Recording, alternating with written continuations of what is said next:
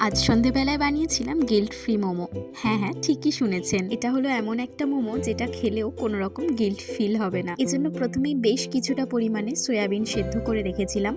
তারপর ঘরে যেটুকু সবজি ছিল মানে ওই পেঁয়াজ, ক্যাপসিকাম, গাজর, আদা, কাঁচা লঙ্কা, রসুন, ধনেপাতা এইসব কুচিয়ে নিয়েছিলাম। বাঁধাকপি ছিল না তাই ওটাকে স্কিপ করেছিলাম। সবজিগুলো গ্রেট করা হয়ে গেলে সয়াবিনগুলোকেও ভালো করে গ্রেট করে নিয়েছিলাম। তারপর সেটাতে নুন আর সয়া সস মিশিয়ে নিয়েছিলাম। এরপর ময়দার বদলে মেখে নিয়েছিলাম আটা। আর তারপর একটা বড় লেচি কেটে নিয়ে তা দিয়ে একটা পাতলা রুটি বেলে নিয়েছিলাম। আর তারপরে সেটা বাটি দিয়ে ছোট ছোট আকারে কেটে নিয়েছিলাম। এরপর প্রত্যেকটা লেচিতে পুর ভরে মোমোর শেপে গড়ে নিয়েছিলাম। এরপর একটা পাত্রে জল গরম বসিয়ে দিয়েছিলাম আর সেই জল গরমের ওপর বসিয়ে দিয়েছিলাম একটা থালাটাতে অয়েল ব্রাশ করে নিয়েছিলাম। আর গড়ে রাখা মোমোগুলোতেও অল্প করে অয়েল ব্রাশ করে নিয়েছিলাম। একদম অনেস্ট রিভিউ দিচ্ছি, ময়দার মোমোর মতো অতটা টেস্টি না হলেও এই মোমোটাও কিন্তু খারাপ লাগে না খেতে। আর সব থেকে বড় ব্যাপার হলো যত ইচ্ছে তত খাওয়া যায় এই মোমোটা, মনে কিন্তু কোনো রকম গিল্ট ফিল হয় না।